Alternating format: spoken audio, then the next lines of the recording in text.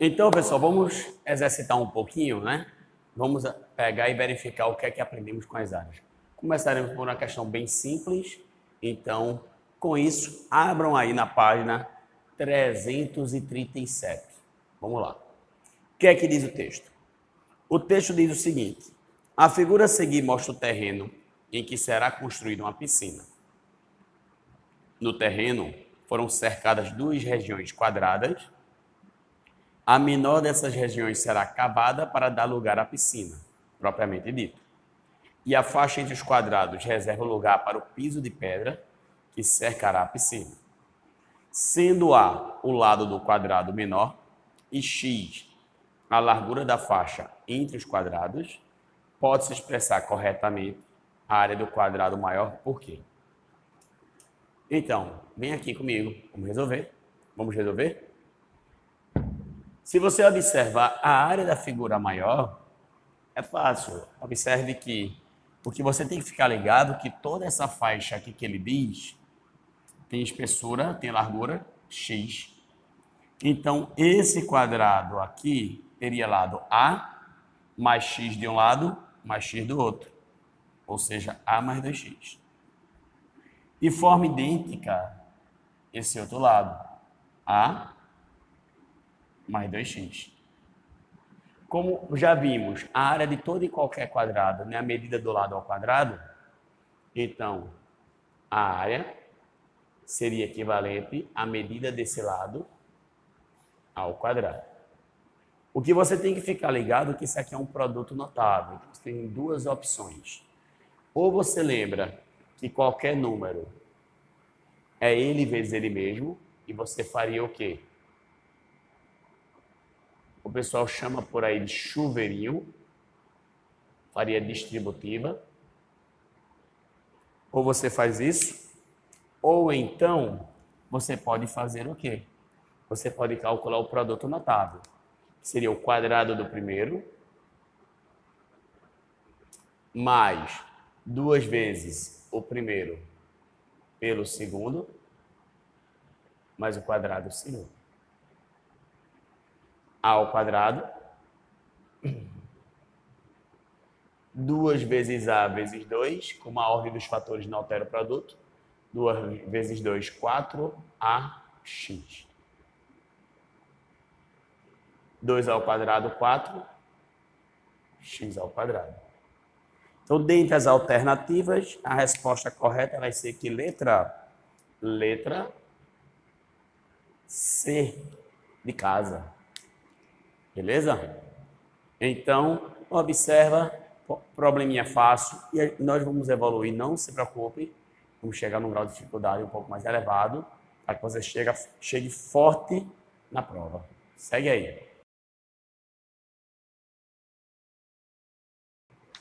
Olhando agora na página exatamente 338, abra aí na página 338, e teremos a questão 2.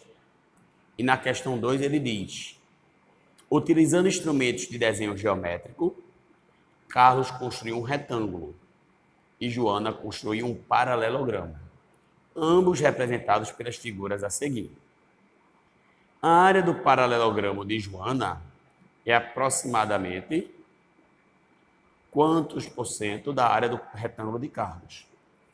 Então, a área do retângulo nós já sabemos. Lado por lado. 6 vezes 4, 24 centímetros quadrados. Então, esse aqui é a área de Carlos. Beleza? Já na área de Joana, o que é que acontece? Vem comigo. Eu não posso dizer que é 6 vezes 4. Por que não? Eu não posso dizer que é 6 vezes 4, porque 4 não é altura. Eu tenho que fazer o quê? Traçar essa altura.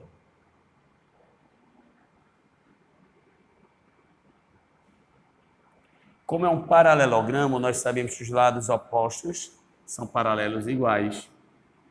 Olhando para esse triângulo retângulo, o que é que eu tenho? Eu tenho um ângulo, eu quero o cateto oposto e tenho a hipotenusa.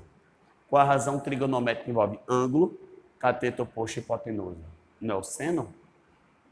Então, o seno de 60 Cateto oposto a 60 dividido pela hipotenusa.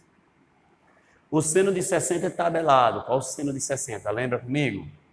O seno de 60 vale raiz de 3 sobre 2. Que é h sobre 4. Igualdade de frações, o que é que nós faremos? Meios pelos extremos, ou podemos pensar da seguinte maneira. Esse denominador é o que desse, não é o dobro? Então, como é uma proporção, esse numerador vai ser o que desse? O dobro. Que é o dobro de raiz de 3? 2 vezes raiz de 3. Já a área dessa figura vai ser o que? A área dessa figura? A área dessa figura vai ser base vezes altura. Sendo que a altura vai ser o quê? 2 raiz de 3. Fazendo essa devida conta aqui, você tem 6 vezes 2 dá 12, raiz de 3. Raiz de 3, segundo o texto, ele não pede para adotar, mas nós iremos no Enem, a menos que ele diga quanto você deve usar, 1,7. Se eu usar 12, 1,7, teremos o quê? 12 vezes 1,7. Eu prefiro fazer assim. 1,7 não é 17 sobre 10? Então, 17 vezes 12 é isso aqui. É 170 mais 34. 170 mais 34 dá 204. Dividido por 10, 20,4 centímetros quadrados. Se nós pararmos para analisar, ele afirma o quê? A área do paralelogramo de Joana é aproximadamente quantos por cento da área do retângulo de Carlos? Então, o retângulo de Carlos, que é minha referência, ele equivale a menos 100%. A maioria dos alunos fazem o quê? 24 centímetros quadrados vale 100%. E essa área vale x%. Se eu fizer meios pelos extremos, eu acho x. Mas se você parar para analisar aqui rapidinho, vamos lá comigo. Você pode fazer desse jeito, tá? Uma regra de 3 e matar rapidamente quem é x. Eu faria assim. Quanto é 10% de 24? Não é 2,4? 2,4 é 10%. O dobro disso é 20%. É 4,8. Então, se esse cara aqui fosse 4,8 a menos que esse, ele seria 80% desse. Seria 20% a menos que esse, ou seja, seria 80% desse. Mas ele é 4,8 a menos? Não. Ele é mais do que... Ele é um pouco menos que 4,8. Ou seja, se ele tivesse tirado 4,8 daqui, ele ia para 19,2 para ser 80%. Então, como ele é mais do que 19,2, esse cara aqui vai ser mais do que 80%. Dentre as opções que mais atendem, ele é mais que 80% e menos que 90%. Só tem a resposta letra D de dado. Mas se você acha ruim esse jeito que eu acabei de fazer, você pode fazer meios pelos extremos, 24x igual 2040. 24 multiplicando passou dividindo. E se nós dividirmos, esse aqui vai ficar próximo dos 85%. Com isso, a resposta, letra D de dado, segue a ideia. Fechado? Vamos fazer mais uma? Então, seguimos. No exemplo 3 aqui, temos esse desenho.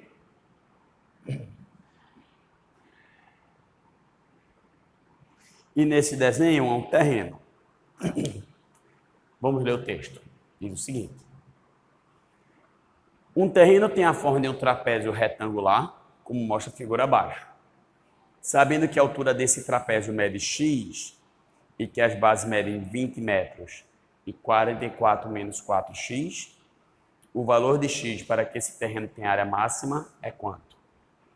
Então, quem não se encontrou, quem registrou onde? No exemplo 3 da mesma página, da página 338. Beleza? Então, supondo que a altura desse trapézio mede x, que as bases medem 20 e 44 menos 4x, aí já tem gente aqui me perguntando, ô Kenji, quem me garante que 44 menos 4x é a base de cima e não a de baixo? Não sei. Rigorosamente eu não sei. Estou chutando, supondo. Mas eu sei que a área de todo e qualquer trapézio independe da colocação de eu colocar aí as bases. Por quê? Porque a área do trapézio vai ser o quê? Base maior mais base menor vezes altura dividido por 2. Se você desenvolver isso, 20 mais 44 dá 64, menos 4x, vezes x, dividido por 2. Distribuindo, 64x, menos 4x quadrado, sobre 2. Essa é a área.